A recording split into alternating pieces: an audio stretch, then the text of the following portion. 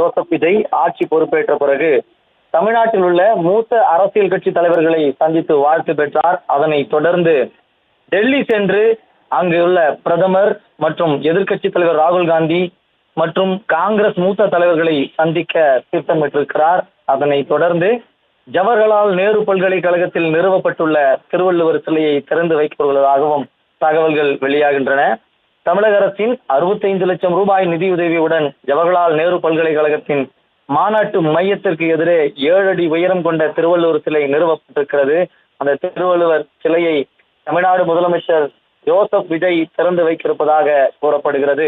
தமிழ்நாடு முதலமைச்சராக பொறுப்பேற்ற பின்னர் முதல் முறையாக டெல்லி பயணம் மேற்கொள்ளும் முதல்வர் விஜய் பிரதமர் மோடி, எதிர்க்கட்சி தலைவர் ராகுல் காந்தி, காங்கிரஸ் மூத்த தலைவர் சோனியா காந்தி உள்ளிட்டோரை சந்திக்க இருப்பதாகவும் தகவல்கள் வெளியாக இருக்கின்றன. முன்னதாகவே தமிழ்நாட்டில் உள்ள மூத்த தலைவர்களை சந்தித்து வாழ்த்து